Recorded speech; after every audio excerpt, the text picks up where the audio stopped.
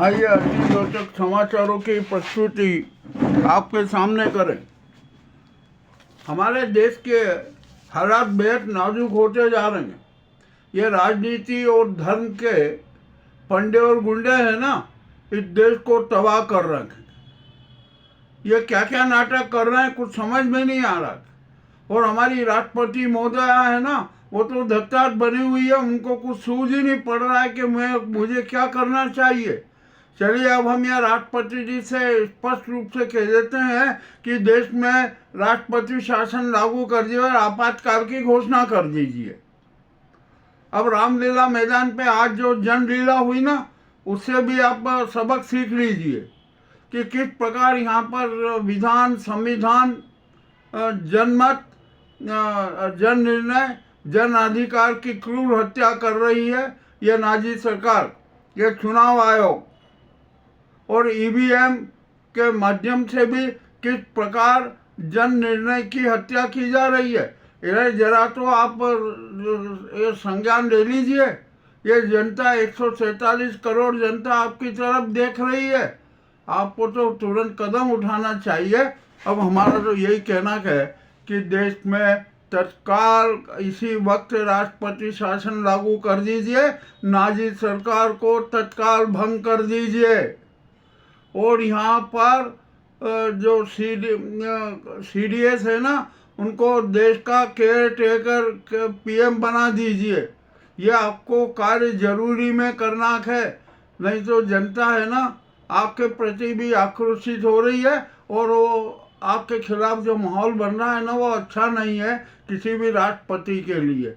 चलिए अब आप जो जैसा भी है ना, ये आपका अपना निर्णय है कि ये तो जनता की आवाज़ आपके सामने हमने प्रस्तुत कर दी है। अब निर्णय आपको करना है, आप कीजिए। अब बिहार में भी राष्ट्रपति शासन अनिवार्य है, वहाँ भी बड़ी रोचक स्थिति हो गई है। चिराग पासवान ने एनडीए से नाता तोड़ लिया और ये बुलडोजर चला रहा है ना, इसके खिलाफ पूरी जनता हो गई। और जो उप मुख्यमंत्री है और सिन्हा जी, उन्होंने तो आज ये कह दिया कि किसकी ताकत है जो बुलडोजर रोके। जो जिन्होंने अतिक्रमण किया है सबके अतिक्रमण पर बुलडोजर चलेगा। इसी बात से पासवान नाराज हुए और उन्होंने स्पष्ट कह दिया कि मैं एनडीए से मेरा कोई संबंध नहीं है, मैं एनडीए के साथ नहीं हूँ। अब ये 19 विधायक भी बाहर अब ये होगा। यहाँ पर अब नीतीश को बड़ा खेल करना पड़ेगा। नीतीश, राजद, जदयू, राजद, ये सब मिलकर एक बहुत बड़ा परिवर्तन कर सकते हैं। देखते हैं अब क्या होता है। परंतु बिहार में राष्ट्रपति शासन अनिवार्य है और ये वहाँ का बिहार का चुनाव अपने आप में अवैध है, चुनाव परिणाम अवैध है, ये सरकार बनी है ये भी अवैध है। अब तो जनता कह रही है, अरे भैया आप एक काम करो, गरीबों के घर तोड़ रहे हो अतिक्रमण के नाम पर। और आज जो सिन्हा बोले कि अरे हम तो भूमाफियाओं पर कहर को बरपा रहे हैं। अरे कहाँ, कौन से, ये सब भूमाफिया लग रहे हैं आपको। जो गरीब परिवार हैं, आप बिहार की आर्थिक स्थिति जानते हो, परिवारों की स्थिति जानते हो, और उन परिवारों को जिन्होंने आपको मत दिया ना, आपने किसी भी तरीके से उनका मत का अपहरण कर लिया, तो आप उन्हीं को कह रहे हो ये भूमाफिया। अरे भूमाफिया तो कितने हैं, जरा खोज करो आपके भाजपा में कितने भूमाफिया हैं। और ये जितने बड़े बड़े जो दल बन के बैठे हैं ना, ये कितने बड़े भूमाफिया हैं। ये देखो अडानी को कितने भूमाफिया बनाया, जरा याद कर लो। आपको तो जरा ध्यान करना चाहिए ना। और आपके इस बयान से अब भाजपा का बिहार से सफाया होगा, इसमें भी अब कोई शंका नहीं है। ये भी बात स्पष्ट हो सकी है। अब आपको क्या होगा क्या नहीं होगा, राजनीति बड़ी परिवर्तन होगी। अब यहाँ पर एक बड़ा विचित्र खेल हुआ। संघ एक तरफ से संजय जोशी को भाजपा का राष्ट्रीय अध्यक्ष बनाना चाहते हैं इस गुजराती गैंग ने, और किस तरीके से जो नवीन जी को, नवीन जो है उनका नितिन नवीन पूरा नाम है, और जो मंत्री भी हैं केंद्र में, उनको भाजपा का कार्यकारी अध्यक्ष बना दिया। अब मामला बड़ा विचित्र हो गया। अब भाजपा में विरोध शुरू हो गया। 35 सांसद भाजपा के इस निर्णय से नाराज हैं। अब वे सरकार के साथ नहीं है, यानी ये सरकार और अल्पमत में आ गई। जो 240 की संख्या थी ना, उसमें से आप 35 और कम कर दीजिए तो अब 205 ही बचे। और अभी जो संजय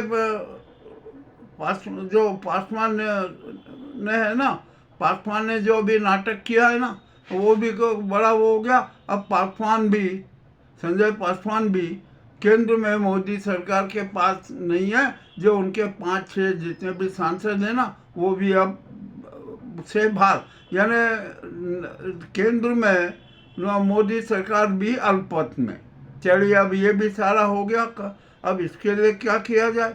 अब जो भी होना है ना, जनता के सब सामने आएगा कि क्या होगा क्या नहीं होगा।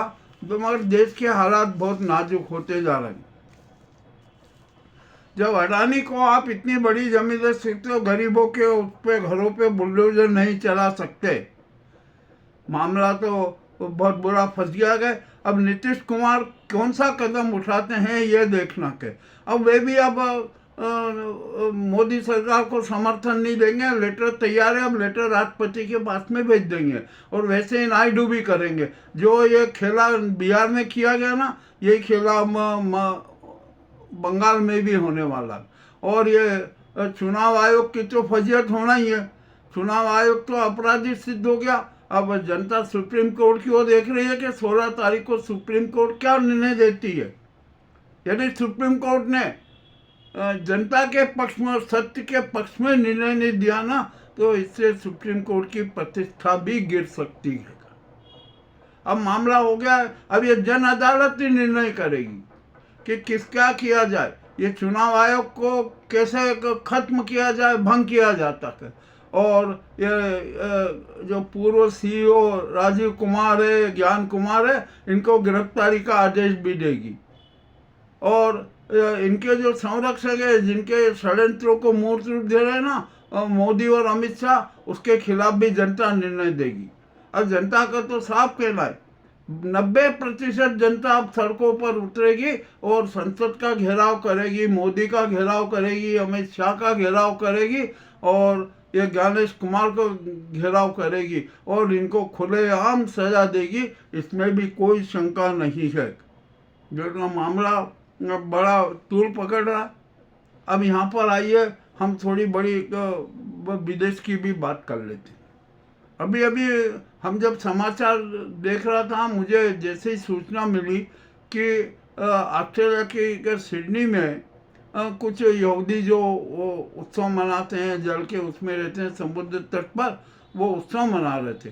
तो वहाँ पर 2 नकाबपोश आए और उन्होंने अंधाधुंध गोलियां चलाना चालू कर दी। उसमें 12 लोग मारे गए और अनेक घायल हुए। उनका उपचार जारी हुआ। पुलिस एकदम सक्रिय हुई और उसने आतंकियों के खिलाफ कठोर कार्रवाई की। ये आतंकवादी ही हमला के। अब नकाबपोश कौन है, क्या है? वहाँ पर जो कुछ 2 यहूदी जो अच्छे नवयुवक थे, उन्होंने एक आतंकवादी की गन छीन ली और उसी से उसको फायर किया। उसमें उसकी डेथ हुई। और एक दूसरा आतंकी है ना, जिसने लोगों की जान ली, उसकी भी हालत गंभीर है। अरे मरने दो, अब कोई दिक्कत नहीं है, कोई उपचार कराने की जरूरत नहीं है। आतंकियों को ऐसे ही सजा दी जाना चाहिए। मामला बड़ा विचित्र हो गया। ये क्या हो रहा है इस देश में? अब यहाँ पर आइए, पुतिन की बात करें। पुतिन ने यहाँ भारत में आकर घोषणा की थी कि मैं युद्ध समाप्ति की घोषणा करता हूँ, किंतु ऐसा हुआ नहीं। और पुतिन ने आज 5000 धमाके किए, 5000 धमाके यूक्रेन पर। यूक्रेन भी धेला, निश्चित धेला, और यूक्रेन ने मॉस्को और रूस को धेलाया, ये भी कोई शंका नहीं। अब यहाँ पर संकट में आ गया ब्रिटेन।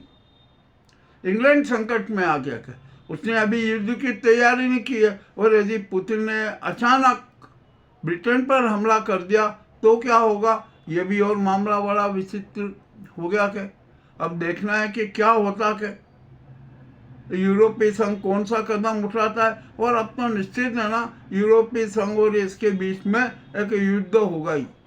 अब यहाँ पर ट्रम्प का रोल क्या रहेगा, ये बड़ी विचित्र बात है। ये एक बहुत बड़ा सवाल खड़ा हो गया कि अब यहाँ पर जब ट्रम्प है ना, अब पुतिन का साथ नहीं देंगे, मुझे जहाँ तक ऐसा लग रहा है। वे भी अब पलटी मारेंगे और मारना पड़ेगी उनको, क्योंकि अब जरूरी भी है। और अभी हमें जैसे सूचना मिली है कि मोदी और ट्रम्प में कोई आपसी भेद हुआ, चर्चा हुई, ये हुई, तो ट्रम्प ने जो 50% का टैरिफ लगाने वाले थे ना, उसको अभी निलंबित करने का एक संदेश दिया था। अब ये अच्छा है, संदेश दे तो कोई दिक्कत नहीं है, मगर हमारे मोदी जी है ना, ये तो अमेरिका के खिलाफ जा नहीं सकते, ये भी बिल्कुल ध्रुव सत्य है किसी भी तरीके से। वो मामला बड़ा विचित्र होता जा रहा है। यह राजनीति और धर्म के पंडे और गुंडे हैं ना, इस देश को तबाह करने पर आमादा हैं। ये देश में खूनी गृह युद्ध चाहते हैं। यहाँ पर किस प्रकार के नाटक हो रहे हैं, किस प्रकार की हत्याएं हो रही है, किस प्रकार की लूट हो रही है, यानी अब ये मोदी सरकार से है ना, देश संभल नहीं रहा। अब राष्ट्र का संचालन नहीं ठीक ढंग से कर पा रहे हैं। ऐसी स्थिति में सेना को अपने सत्ता अपने हाथ में ले लेना चाहिए और ये आदेश तो राष्ट्रपति को देना चाहिए। राष्ट्रपति कह दें कि ये सेना का, अब राष्ट्र का संचालन अब सेना को करना चाहिए, सेना करे। यह भी बहुत जरूरी है। अब क्या होगा क्या नहीं होगा कुछ कह नहीं सकते। हाँ, मगर अब देश में यह है कि देश की 90% जनता जन क्रांति करेगी, सड़कों पर उतरेगी और अब जन क्रांति को कोई रोक नहीं सकता। यह हमने आपके सामने जो विश्व के ताज़ा घटनाक्रम रखे, ये भी रखें। और भारत में तो और भी ज़्यादा से ज़्यादा मामले हैं। अब सप्ताह में यदि वर्णन करने लगूँ ना, तो मुझे लगता है कि 2-3 घंटे का एपिसोड बनाना पड़ेगा, जो अलाउ भी नहीं होता। अब ठीक है, अब जो हो रहा है ना, अब मध्य प्रदेश में भी बहुत बड़े नाटक हो रहे हैं। मध्य प्रदेश में 20 से 25 विधायक बागी हो गए, वे भी त्याग पत्र देने के उसमें बैठे हुए हैं। अब देखते हैं क्या होता है, यहाँ पर भी क्या नाटक है। और हमारे यहाँ मध्य प्रदेश के सिंगरौली में तो लाखों हरे भरे वृक्ष काट दिए गए अडानी के लिए। अरे ये सबसे बड़ा कलंक लग गया मध्य प्रदेश पर। और मध्य प्रदेश की आर्थिक स्थिति तो जर्जर है, कर्ज लेकर पूरा काम चलाया जा रहा है और कर्ज की अर्थव्यवस्था ही हमारे मध्य प्रदेश में चल रही है। घोषणाएं खूब हो रही है, सब कुछ हो रहा है, भयंकर राजनीति चल रही है। और मध्य प्रदेश में तो धन का अनुपादक, जन कोष का अनुपादक व्यय इतना हो रहा है कि जिसकी कोई सीमा नहीं। और इसका खामियाजा मध्य प्रदेश की जनता को ही भुगतना पड़ेगा। अब तो ब्याज देने की स्थिति में भी मध्य प्रदेश सरकार नहीं रहेगी, ये भी अब साफ नजर आ रहा है। अब जो भी हो रहा है, क्या हो रहा है, क्या कह सकते हैं। ये आज के जो कड़वे समाचार थे हमने प्रस्तुत किए। और प्रहलाद पटेल ने तो अब बहुत बड़े व्यंग कस दिया, इतना बड़ा व्यंग कस दिया कि हद से ज़्यादा। अब क्या स्थिति बनेगी, क्या होगा क्या नहीं होगा। मध्य प्रदेश भाजपा में भी बड़ा विस्फोट होने का है। और अभी जो सूचना आ रही है कि सिंधिया जी भी त्यागपत्र दे, सिंधिया जी को हटाया जा रहा है।